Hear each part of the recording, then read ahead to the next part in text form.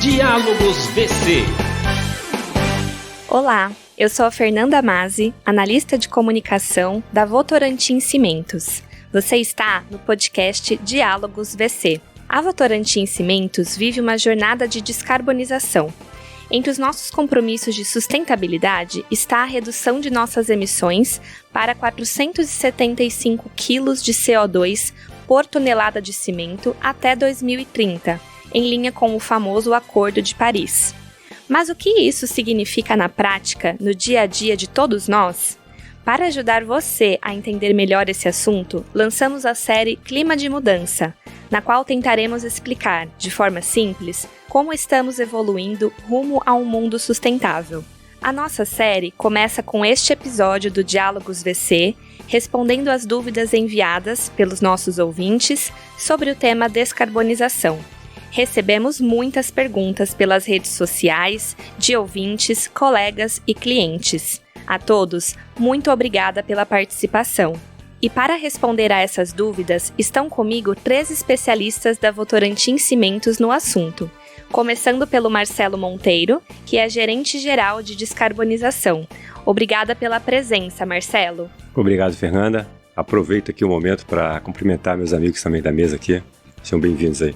Prazer estar aqui.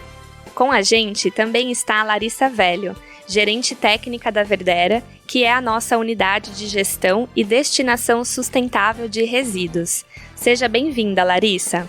Muito obrigada. Estou muito feliz de estar aqui hoje compartilhando com vocês mais informações sobre descarbonização. Fechando o trio, temos o Fábio Cirilo, gerente de sustentabilidade e energia. Bom ter você conosco mais uma vez, Fábio. Obrigado, Fernanda. É um prazer estar aqui com o Marcelo e com a Larissa. Vamos em frente. Bora lá para o nosso bate-papo.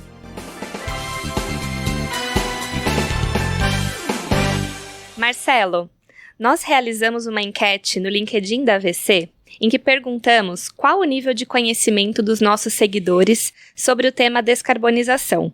O resultado foi que 39% deles disseram que conhecem um pouco do assunto, 29% não sabem nada, 27% têm um bom entendimento e apenas 5% declaram serem especialistas no assunto.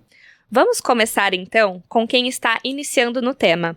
O João Pedro Rodrigues pergunta: o que é descarbonização e como fazer esse processo mais acessível? Obrigado, João, pela pergunta.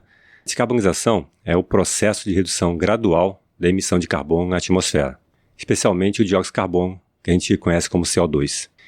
E o objetivo é reduzir a formação dos gases de efeito estufa, que provocam o aumento da temperatura da Terra, né, e, consequentemente, as mudanças climáticas que temos vistos acontecer aí no mundo.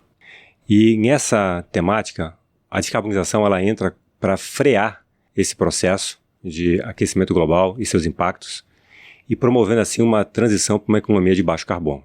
Então, resumidamente, seria o que é descarbonização. Vou continuar com o Marcelo. A Laís Fernandes quer saber por que a descarbonização é importante para o mundo no cenário atual. Ok, muito bom, Laís.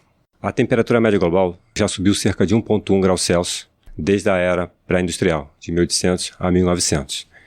E esses dados são oficiais dos últimos relatórios internacionais, como o IPCC, que é o painel intergovernamental de mudanças climáticas, traduzido para o português. E as previsões mostram, se nada for feito, a tendência é só de aumento contínuo. E o ser humano, ao usar combustível fóssil para desenvolver sua economia, ele aumentou a emissão de CO2, gerando assim o aquecimento global e as mudanças climáticas que temos visto. Os chamados gases de efeito estufa, que são principalmente compostos pelo CO2, né, que é o dióxido de carbono, mas também por outros gases como o metano, ele acaba ficando retido na superfície da Terra e retendo o calor na Terra. E com isso ele provoca o aquecimento global e as mudanças climáticas. E como eu comentei na pergunta anterior, a descarbonização ela vem para frear esse processo, interrompendo essa alavanca, né, e esse aumento, né, das mudanças climáticas que a gente tem visto. E aqui vale um pouco explicar como é que é a emissão de CO2 na fabricação de cimento. Para a fabricação de cimento, a gente utiliza recursos naturais como calcário, argila e outros materiais que são convertidos em clinker e depois de moídos eles viram cimento. E para a gente fazer essa conversão ao clinker, a gente utiliza fornos com alta temperatura, acima de 1400 graus, em que a gente queima combustível fóssil, que emite CO2, E também a matéria-prima que a gente utiliza, que é o calcário, ele está na forma de carbonato. Então, em contato com essas altas temperaturas, ele gera o óxido de cálcio, que é importante para a fabricação de cimento, mas também emite CO2. Muito bom entender todo esse processo, Marcelo. Fábio, a Andréia Aparecida Pantaleão pergunta: a descarbonização nas empresas já é um tema de importância? Sem dúvida, a gente acho que nunca viu tanta atenção dada a esse tema, não só nas empresas, mas nos governos. A gente vê uma série de regulações avançando, quer dizer, a gente vive uma crise climática de fato, né? Cada vez mais a gente tem falado até de emergência climática, um cenário em que a temperatura vem subindo, e isso traz inúmeros impactos, né? Não só para o meio ambiente, mas são impactos no fim para a economia também, né? Talvez a gente possa até correlacionar com eventos recentes, né? O que aconteceu no Rio Grande do Sul agora claramente tem a ver com mudança climática, né? Esses eventos têm ficado cada vez mais frequentes e mais intensos. Então, esse tipo de coisa traz um impacto gigantesco para as economias e para as empresas. Então, ele é, de fato, talvez um dos principais eixos de trabalho das empresas, da gente vê crescendo muito iniciativas de descarbonização, de ter meta pública relacionada à descarbonização, uma pressão muito grande de investidores, dinheiro disponível para investimento no mercado, né, para projetos de baixo carbono. Então, não é nenhuma tendência, na verdade, ele já é uma realidade para as empresas. Fábio, e você pode comentar um pouquinho o motivo da descarbonização ser um tema estratégico para a Votorantim Cimentos? Claro, como o Marcelo explicou também, né, assim, do nosso processo de produção de cimento, a gente gera carbono, é inevitável, né, uma parte desse carbono, por mais que a gente tenha diversas alavancas para reduzir, mas, a grosso modo, o cimento hoje no mundo representa cerca de 7% do carbono total emitido em decorrência de ação humana. Então, claramente, é um setor que precisa se adaptar. É um setor extremamente importante para a infraestrutura, para a gente, né, aumentar a infraestrutura global, principalmente em países em desenvolvimento, mas com isso a gente vai ter uma geração, ter um aumento das emissões, né, que vem desse setor, e por isso esse setor precisa se reinventar.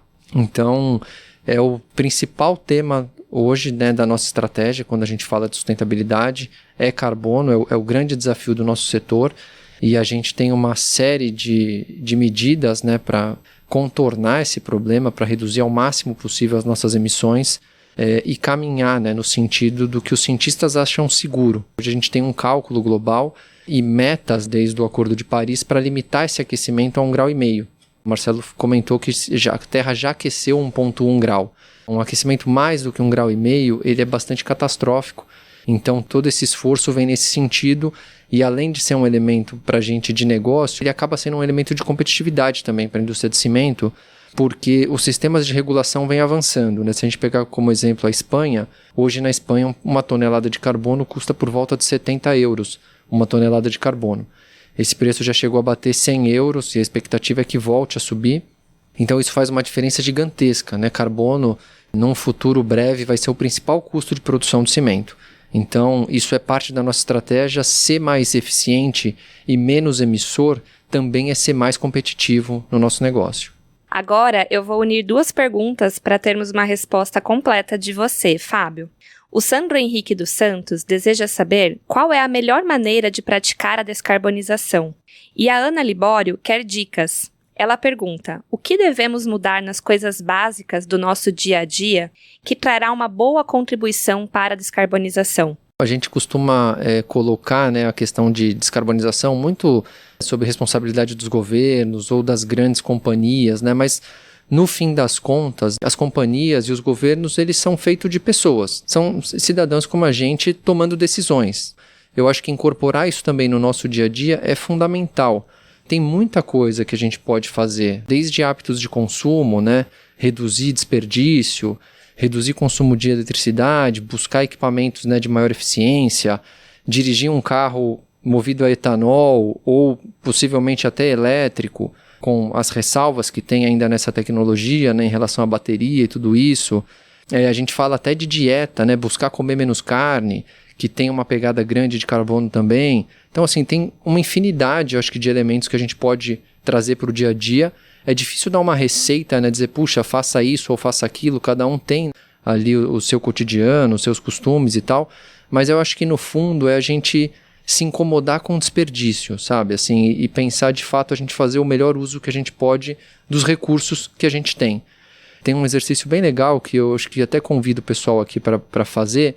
A gente desenvolveu junto com o Pacto Global um quiz dos ODS, que são os Objetivos do Desenvolvimento Sustentável. Então eram perguntas assim, bem do cotidiano mesmo, do que você faz, de quais são as suas práticas e quanto que essas suas práticas estão alinhadas com esse mundo mais justo, mais sustentável que a gente quer criar. Esse game está na plataforma lá do Pacto Global, é super legal, vale a pena fazer, é divertido assim e traz um pouco desse cenário, se você está contribuindo com a solução ou se você é parte do problema. Inclusive, no início da gravação desse podcast, nós tivemos um exemplo aqui do Fábio propondo a substituição aí das garrafinhas plásticas por uma garrafinha que já vem utilizando aí, né, de forma permanente. Não, exato. Essa garrafinha aqui já vai fazer aniversário. É de 2018, essa garrafinha. Então, quer dizer, imagina quantas garrafas eu deixei de usar, né, com uma prática simples. Com certeza. Recebemos a pergunta da Andréia Lemos, e essa é para a Larissa. Quais são os desafios da descarbonização e como ela pode beneficiar a economia? O Luca Uras tem a mesma dúvida. A descarbonização é viável economicamente? Oi, Andréia. Oi, Lucas. A transição para a economia de baixo carbono é um desafio gigante. Nós precisamos migrar dos combustíveis fósseis para os combustíveis de fontes renováveis. Nós precisamos melhorar a nossa eficiência energética, aumentar a economia circular e também adaptar os nossos processos produtivos para reduzir as emissões de carbono.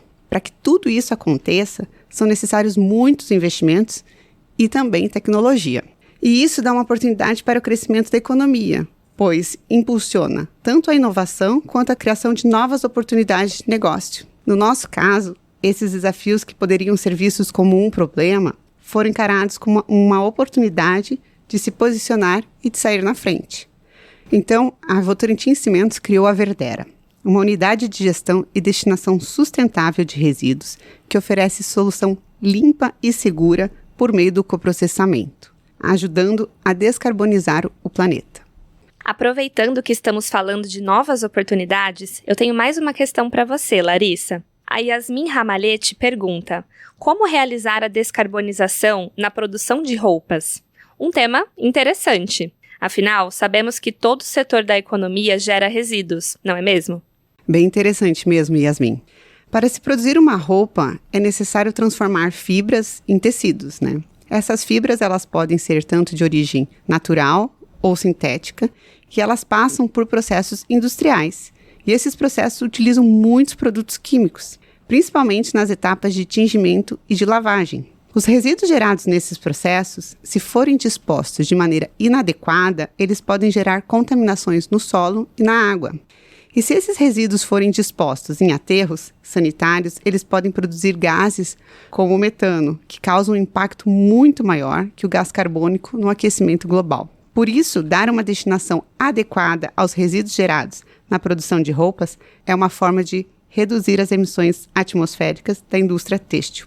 O coprocessamento ele pode ser usado como uma forma de destinação de resíduos desse setor, eliminando completamente esses materiais. De acordo com a Agência Europeia do Ambiente, apenas 1% das roupas usadas são recicladas. Aqui no Brasil, nós temos uma lei, a Política Nacional de Resíduos Sólidos, que dá as diretrizes do gerenciamento de resíduos sólidos. E essa gestão deve seguir uma ordem de prioridades. E o coprocessamento vem logo após a reciclagem e antes da disposição final. Você pode falar um pouquinho mais, Larissa, sobre essa hierarquia de resíduos que a PNRS implementa?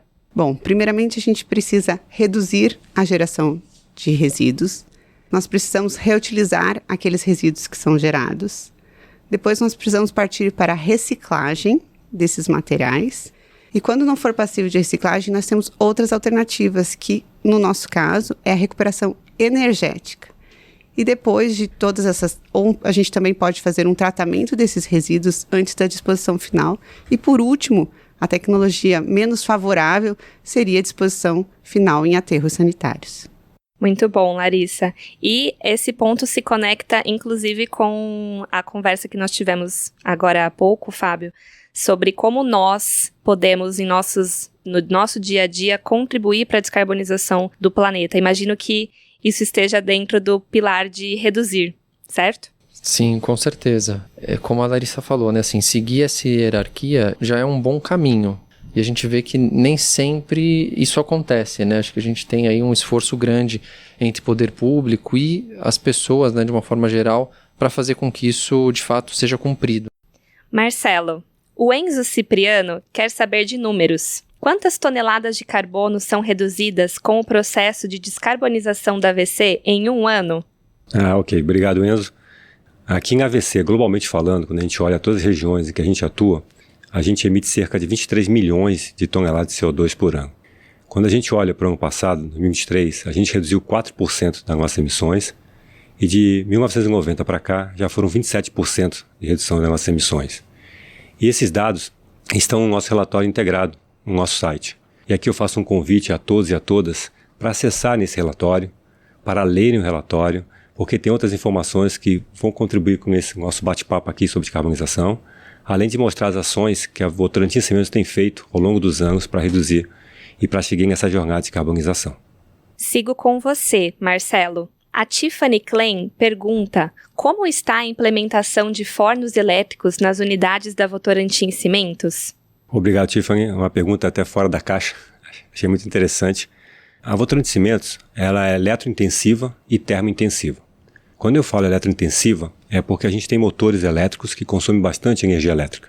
E hoje no Brasil, a nossa geração já é bastante limpa, ou seja, ela tem muito pouca termoelétrica. E a Votorantim Cimentos, ela tem investido na parte eólica e na parte solar. Além de já possuir hoje hidrelétricas, né? Tanto no Rio Grande do Sul, como em Itaú de Minas e até mesmo na Bahia, na Pedra do Cavalo. Quando eu falo de termoelétrica, termointensiva, ainda não existe uma tecnologia industrial viável para converter o clinker através da energia elétrica. E o que a Votorantim Cimentos está fazendo? Como um pouquinho que o Fábio comentou e a Larissa trouxe, a gente consome combustível fóssil para gerar o clinker. E a gente tem trabalhado muito em trocar esse combustível fóssil por uma matriz energética mais limpa, ou seja, usar materiais que têm zero de CO2, como o caso das biomassas, né? Que são aí o caroço de açaí, as cascas na agricultura, né? Que contribuem para isso. E além disso, a gente também tem a nossa matéria-prima que eu comentei, o calcário, no processo de formação do clinker, né? Ele emite CO2. Então, quando a gente trabalha para reduzir a utilização de clinker, uma coisa interessante, a gente reduz a emissão de CO2. Então, também tem uma frente trabalhando em materiais que a gente chama de materiais cimentícios, em que a gente pode trocar o clinker por esses materiais e, consequentemente, avançar nesse processo de carbonização. Ótimo. Larissa, a Rosilda Cecília Marques pergunta: onde fica localizada a Votorantim Cimentos? Mas acredito que ela quer saber em que unidades da Votorantim Cimentos nós realizamos descarbonização. Você pode comentar? Claro, Rosilda. Hoje nós temos 15 unidades que realizam o coprocessamento. E além disso, nós temos outras 3 que utilizam combustíveis alternativos. Então, no Brasil, nós totalizamos 18 unidades em que a Verdera presta seus serviços e elas estão distribuídas em todas as regiões do Brasil. Nós prestamos serviços de destinação sustentável para empresas de 22 estados. E eu posso citar alguns deles, né? Quase todos. Então, nós temos unidades no Paraná, em Santa Catarina, São Paulo, Minas Gerais, Rio de Janeiro, Mato Grosso do Sul, Goiás, no Distrito Federal, no Pará, em Sergipe, no Ceará e também no Tocantins. Você pode dar alguns exemplos dos segmentos de empresas em que a Verdera atua? A Verdera atua na agroindústria, então com um monte de resíduos de biomassas. Ela atua também na indústria petroquímica, na indústria de cosméticos, indústria alimentícia. Todas essas indústrias que geram rejeito, elas não são como nós, que colocamos nosso lixo na porta de casa e a prefeitura coleta. Ela tem que ser responsável pela destinação desse material, desse resíduo, e ela tem que ser de forma sustentável. Então, o coprocessamento é uma solução sustentável para a destinação desses resíduos. Muito bacana conhecer a expertise da Verdera, saber que estamos presentes em segmentos diversos. E vamos para a próxima dúvida. Essa é para o Fábio. Com qual objetivo de desenvolvimento sustentável, que é a ODS, que a descarbonização está linkada? A pergunta é da Tatiana Aparecida Salles. Obrigado, Tatiana, pela pergunta. Excelente, né? Eu comentei agora há pouco sobre o quiz, né, dos ODS. Acho que vale falar um pouquinho do que são os Objetivos do Desenvolvimento Sustentável. Eles são 17 metas, né, objetivos que a ONU traçou em conjunto, né, com todos os países que são membros, para a gente, desde erradicação da pobreza, resolver o problema de mudança climática, economia circular. Quer dizer, são objetivos que a gente almeja como sociedade para ter uma sociedade mais justa e sustentável. Então, diretamente com mudança climática, a gente tem o ODS 13, que está relacionado justamente a combate às mudanças climáticas, e a gente tem outros ODSs que se relacionam, né? A gente fala, por exemplo, do 7, que fala de energia limpa, então eletricidade renovável tem tudo a ver com descarbonização. A gente imagina que esse mundo carbono zero, ele vai ser um mundo muito mais elétrico, né? Eletrificação de transporte, eletrificação de processos produtivos, e só faz sentido esse movimento se a eletricidade vier de fonte renovável e limpa, senão não fecha essa conta. A gente tem, por exemplo, o ODS 12, que fala de consumo e produção responsável, que também, né, tem uma sinergia grande. A gente fala também do 9, que fala de indústria, inovação e infraestrutura.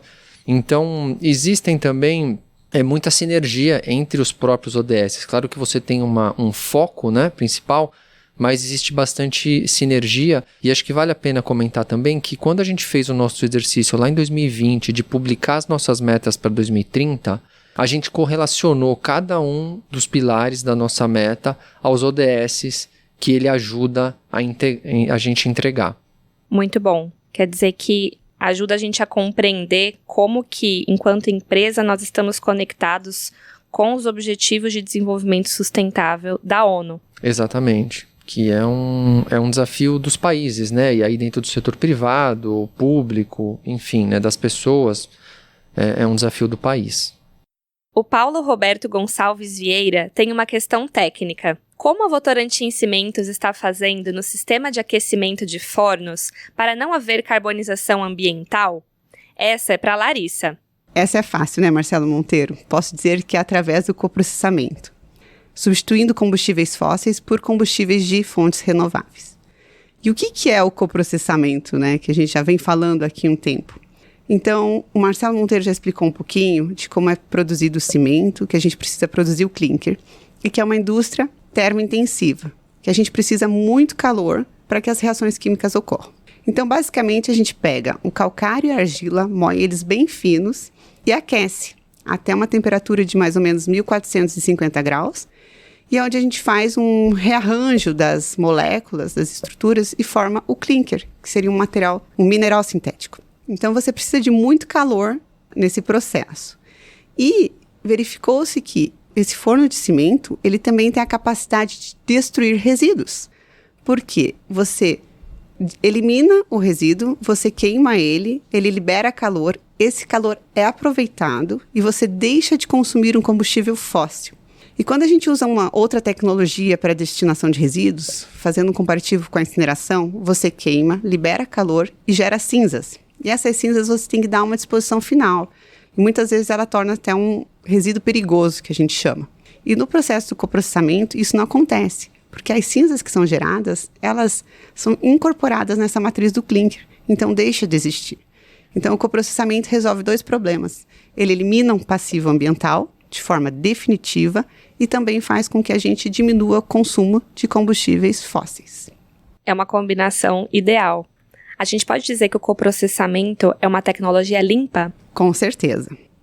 A pergunta agora é do Leonardo Vieira. Existe algum roadmap que mostra os benefícios da descarbonização para a natureza e também para a economia? Ele avalia que muito se fala sobre o assunto, mas o resultado prático desse processo em imagens seria bem mais fácil para a população em geral entender o processo e a necessidade da descarbonização e práticas ESG no geral. Qual a sua visão, Fábio? Com certeza, né? Hoje, até como exemplo, a gente tem dentro do nosso setor como um todo, tanto globalmente, pela Associação Global de Cimento Concreto, quanto aqui no Brasil, junto com a Associação Brasileira de Cimento, um desenvolvimento de um roadmap que mostra o caminho, né, a evolução do nosso setor até um concreto carbono zero. Ou seja, onde estamos hoje, onde precisamos chegar e quais são as tecnologias, né? O que vai fazer a gente reduzir carbono até 2030, até 2040, até 2050, onde a gente precisa atingir essa neutralidade, que é o que a gente busca como sociedade. Esse roadmap é interessante porque ele detalha as tecnologias, né? Então, basicamente, até 2030 a gente consegue seguir com as tecnologias que são mais dominadas pela indústria hoje, tipo o coprocessamento, né? A redução do fator clinker, o uso de eficiência energética, né? E a partir de 2030, aí você tem uma dependência um pouco maior de tecnologias que são mais disruptivas, tipo captura e sequestro de carbono. Então, ele mostra um pouco desse horizonte, quais são as frentes e dá clareza, de fato, para a sociedade como um todo, de qual é o caminho esperado dessa indústria em relação aos compromissos que a gente tem externamente. Fábio, você pode comentar o que seria a captura e sequestro de carbono? Basicamente é o seguinte, aquele CO2 que a gente não conseguiu reduzir, seja via substituição do nosso combustível fóssil ou um uso, né, menos intensivo do clinker, é um CO2 que a gente gera, inevitavelmente, e aí esse tipo de tecnologia ele vai pegar esse gás que sai da nossa atmosfera, separar do restante dos gases, que é o processo de captura do carbono, e dar algum uso para ele. A gente fala sequestro quando a gente pega uma tecnologia que hoje já é mais madura, é pegar esse carbono e aprisionar ele em poços de petróleo que estão sendo abandonados. Então a gente consegue estocar geologicamente esse carbono, aprisionar ele debaixo do solo, tirar ele da atmosfera. Existem outras tecnologias, é uma tecnologia em desenvolvimento, né? Existem diversas formas para separar esse carbono e diversas alternativas sendo testadas para lidar com esse CO2 no final. Essa é um exemplo, estocar. Mas existem, por exemplo, tecnologias para transformar esse carbono em alguma outra coisa. Pegar esse carbono, combinar ele com hidrogênio e fazer algum tipo de combustível sintético ou algum tipo de polímero. São tecnologias que já existem. Ainda é muito caro, depende de um aporte grande de eletricidade. Então, de novo, né, o papel importante da eletricidade e da energia renovável nesse processo. Mas é uma tecnologia, resumidamente, para lidar com o carbono que a gente não consegue evitar. Bacana. Fábio, a Aline Monteiro quer saber sobre I-RECs, que é uma sigla para Certificados Internacionais de Energia Renovável, que são instrumentos valiosos no combate às mudanças climáticas e na promoção da sustentabilidade energética. Ela pergunta qual o papel dos I-RECs nos planos de descarbonização? O I-REC, ele é justamente isso, ele é um certificado, ele é um atributo que você pode comprar no mercado para uma energia renovável. Por exemplo, às vezes a gente recebe uma parte da energia do grid. Eu não tenho certeza de onde veio essa energia. Por mais que a matriz brasileira seja bastante renovável, eu não posso afirmar que aquela energia que está chegando para mim não vai ser contabilizada como renovável por uma outra empresa também. Então, o I-REC ele é um certificado de que aquela energia que você está comprando é renovável. No caso específico da Votorantim Cimentos, a gente não tem feito aquisição de I-REC porque a gente tem um driver estratégico muito forte de gerar nossa própria energia renovável. A gente tem algumas PCHs dentro de unidades, a gente tem uma hidrelétrica na Bahia, que gera um volume importante de energia para a gente. A partir de 2023, a gente começou a receber energia também de um parque eólico, que a gente tem em parceria com a Auren. E a partir de 26, a gente vai receber energia também de um parque solar, que também a gente é sócio, junto com uma outra empresa que é a Atlas. Hoje, cerca de 50% de toda a energia que a gente consome no Brasil é renovável e gerada por nós mesmos. Com a entrada do parque solar, a gente vai para 75% a partir de 26. Então, a gente tem investido na estratégia de gerar a nossa própria energia renovável, garantindo, né, esse atributo de sustentabilidade e também garantindo a competitividade da nossa indústria, né? A energia também é um insumo super importante, né, dentro da composição de custo de cimento. Então, gerar nossa própria energia garante que a gente tenha uma energia relativamente barata e constante ao longo do tempo. Então, só para reforçar, A gente não faz aquisição do I-REC porque a gente garante a nossa própria geração. Como a energia é gerada por nós mesmos, a gente já tem esse atributo porque é uma geração própria. Eu não preciso comprovar isso com o I-REC. E falando, né, dessa matriz nossa que a gente tem de geração, entre as unidades, né, eu citei PCH, que são nossas pequenas centrais hidrelétricas, que são usinas que a gente tem em Itaú de Minas e em Rio Branco do Sul. Fábio, nesse sentido, a gente pode compreender que, ainda que não faça sentido a aquisição desses certificados pela Votorantim Cimentos, existem empresas que precisam desse I-RECs porque elas não possuem geração própria de energia renovável? Seria isso? Exatamente. Então, são duas opções, né? Ou você gera sua própria energia renovável e garante a origem, ou de fato você compra esse atributo no mercado. Você compra energia da rede, do grid normal, e vai atrás de comprar um atributo no mercado, e com isso você pode lastrear a sua energia como renovável. Então, esse é um elemento também que ajuda que as renováveis ganhem escala. Ótimo. O Felipe Cavalheiro e a Natália Araújo estão curiosos em saber como o processo de descarbonização tem sido aplicado na produção de cimento aqui na Votorantim Cimentos. Você pode comentar essa dúvida, Marcelo? Obrigado, Felipe. Obrigado, Natália, pela pergunta também. Então, na Votorantim Cimentos, a gente tem a nossa casa estratégica, onde na casa estratégica a gente tem um pilar de sustentabilidade. E nesse pilar, a gente tem várias batalhas. E uma delas é contribuir para a redução da emissão de CO2 ao longo do tempo. E aqui no dia a dia a gente trabalha em 4 frentes. Muito comentado aqui já pelo Fábio, pela Larissa, eu vou só dar um spoiler bem rápido. A primeira dela é o coprocessamento, que é trocar o combustível fóssil por uma matriz energética mais limpa. E aí nós estamos falando, como foi comentado, biomassa, resíduo, pneu, né, materiais em que você tem emissão de CO2 zero ou menor. A outra frente é materiais cimentícios, que são materiais que a gente pode trocar pelo clinker. E aí, exemplo, escória de cirurgia, pozolangas, né? E a gente consegue avançar nesse processo. O terceiro são matérias-primas descarbonatadas, em que a gente utilizaria no lugar do nosso calcário, e aí evitaria aquele processo de emissão de CO2. E o quarto, como o Fábio muito explorou, são as energias renováveis. Então hoje a gente trabalha no dia a dia nessas 4 grandes alavancas. Perfeito. Uma curiosidade só, Marcelo, essa penúltima frente que você cita seriam as novas tecnologias? Então sim, hoje no Brasil tem muito pouco explorado esses materiais carbonatados, que basicamente são pegar óxido de cálcio para você trocar na tua matéria-prima. Então descobrir fontes dessa geração, materiais que não emitem CO2, que você poderia produzir o clinker nos altos fornos. Legal, interessante. Mais uma pergunta técnica para você, Marcelo. É do Renato Saad. A redução do clinker de forma a reduzir ao máximo a emissão de CO2 não provocará cimentos menos aderentes, no caso das argamassas, e com menor durabilidade? Obrigado, Renato. É uma boa provocação. Assim, no Brasil, a produção de cimento ela é normatizada. Então, a gente tem procedimentos, a gente tem requisitos técnicos para produção, a gente tem requisitos para aceitação do produto. E a norma técnica no Brasil permite você fazer produtos com alta adição de clinker e com baixa adição de clinker, cada um para uma aplicação específica, mantendo os requisitos de qualidade. O grande ponto aqui é, como o Brasil ainda está no processo de industrialização, como é que a gente vai trabalhar com cimentos com alta adição e cimentos com baixa adição, ou seja, o avanço em tecnologias, em novas aplicações para que a gente possa usar cimentos com baixa adição de clinker e contribuir nessa jornada de carbonização. É o grande desafio que a gente tem nos próximos anos.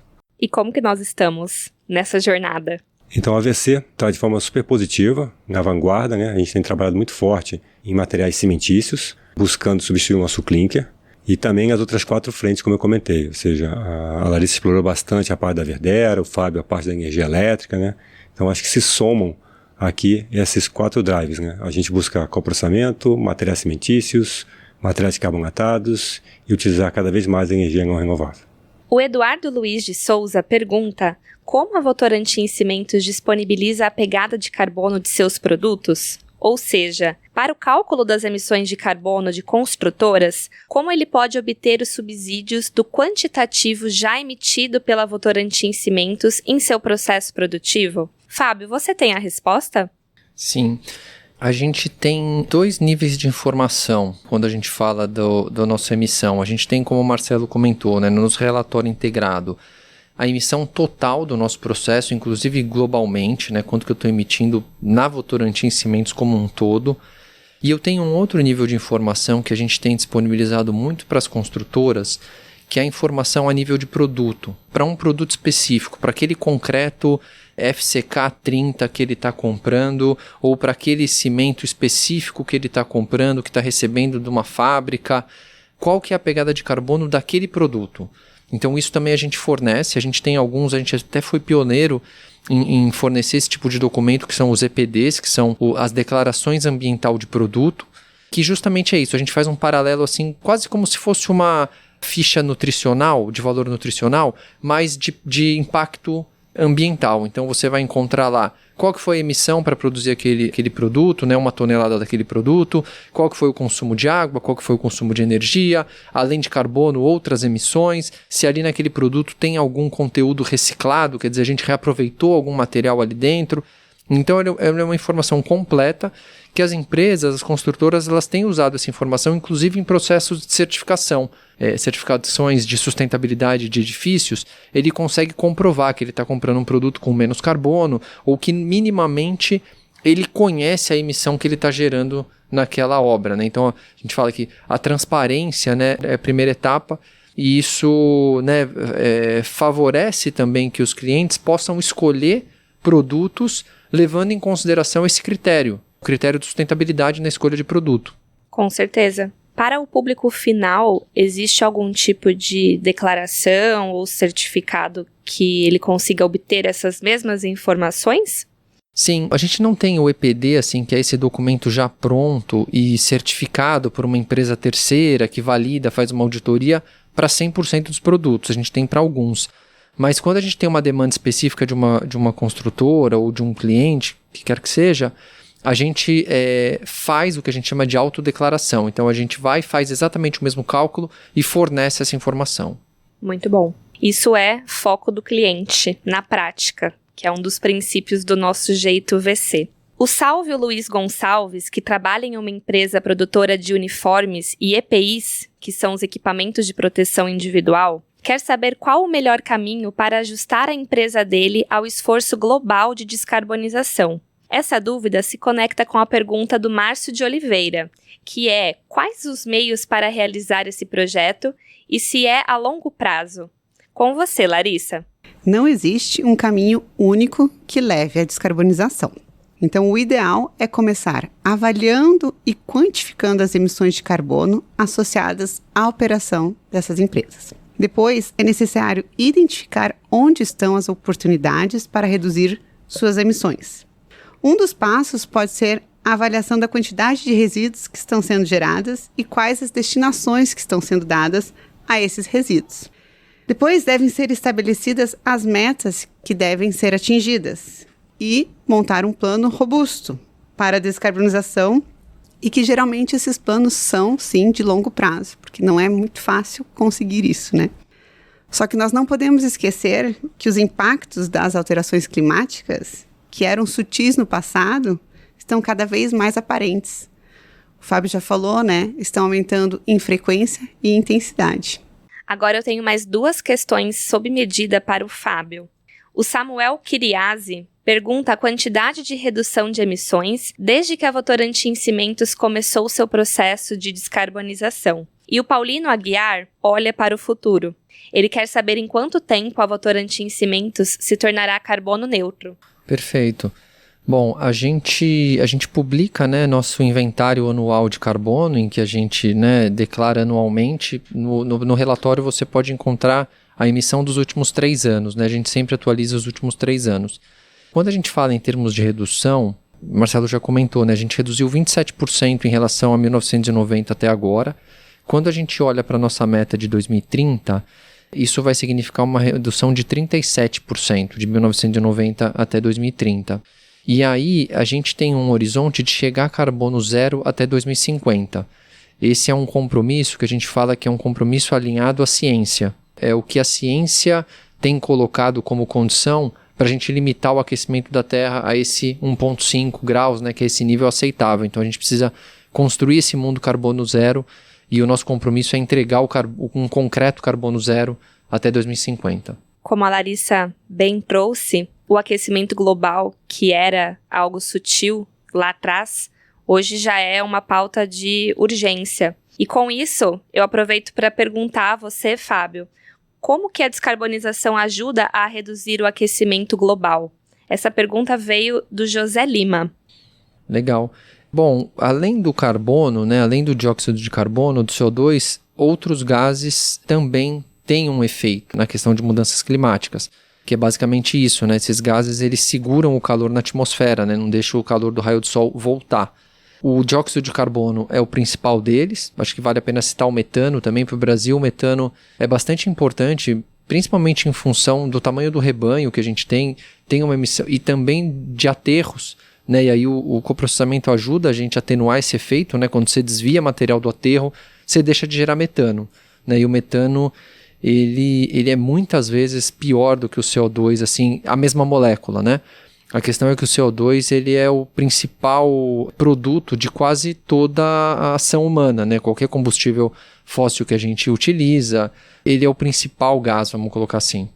O Paulo Helene tem uma pergunta mais técnica. Marcelo, Fábio, vocês podem responder essa? Ele diz assim: por que traços de concreto com consumos elevados de cimento podem ser mais sustentáveis do que traços de concreto com baixos consumos de cimento? Obrigado, Paulo. Excelente pergunta. Vou começar aqui um pouquinho pelo cimento. Como eu comentei, o cimento é aromatizado, então existem cimentos com alta adição de clinker e baixa adição de clinker, cada um para sua aplicação. Hoje a gente tem cimento com baixa adição de clinker, em que eles têm uma resistência finais muito maior do que cimentos com alta adição de clinker. Então, quando a gente pensa em durabilidade, a gente pensa no que a gente chama de cimento verde, esses cimentos são melhores. Mas dependendo de como você aplica isso na obra, nesse processo que a gente vive hoje, industrialização ainda no Brasil, cada vez em crescimento, a necessidade por cimento com alta adição de clinker é muito maior. Mas, de um modo geral, vai depender muito da aplicação que você vai ter para esse produto, da tecnologia que você tem embarcada para aplicar esse produto, mas, de modo geral, o que a gente precisa estar pensando numa jornada de carbonização é como fazer cimentos com baixa adição de clinker cada vez performar melhor na utilização dos concretos. Fábio, se quiser complementar. Então, acho que posso adicionar um ponto também, Marcelo, na pergunta do Paulo, que é o seguinte, né? A gente vê que uma alavanca também de descarbonização da construção é usar concretos de alto desempenho. Então, concretos que oferecem uma alta resistência por metro cúbico. A gente mede resistência no concreto em MPa, né, unidade de resistência. Quando a gente usa um concreto que tem uma resistência mais alta, ele tem, inevitavelmente, né, se eu comparar o mesmo metro cúbico de um concreto de baixa resistência com um concreto de alta resistência, eu vou ter mais CO2 por metro cúbico de concreto no de alta resistência. Mas como ele oferece mais resistência mecânica, ele, no fim das contas, ele vai te proporcionar uma obra com menos CO2 por metro quadrado. Então, uma forma de a gente reduzir a emissão de carbono de uma obra é migrar para produtos de alto desempenho. Entendido. Acho que vale só a gente dar uma explicação do que seria o traço do concreto que ele menciona. Pode ser? Quando a gente fala de traço de concreto, a gente está falando da receita do concreto. Ou seja, né, o volume que entra de brita, o volume que entra de areia, o volume que entra de cimento, o volume de aditivos, enfim. É a composição. É a composição do produto. Fábio, para fecharmos, e ainda falando de concreto, a Adriana Nunes Machado quer saber quanto o concreto Spectra da Engemix ajuda na descarbonização do meio ambiente nas obras em que é utilizado, comparado com o concreto convencional. O concreto, o Spectra, é um produto que a gente colocou recente no mercado, acho que tem mais ou menos uns 2 anos que a gente tem ofertado esse produto. É um produto de baixo carbono, ou seja, comparado com o concreto convencional de mesma resistência, ele chega a quase 20% menos CO2 por unidade. Ele é uma forma, sim, de as empresas evoluírem, né, das construtoras evoluírem nesse caminho de descarbonização também. E o concreto, o Spectra, também é um concreto de traço único, então é um concreto que também leva facilidade para a obra. Né? Ele aumenta a produtividade, facilita, diminui desperdício, facilita a gestão da obra e, como consequência, também reduz a emissão de CO2. Só complementando aqui para os nossos ouvintes, o concreto Spectra é um produto da Engemix, que é a nossa unidade de negócios de concreto.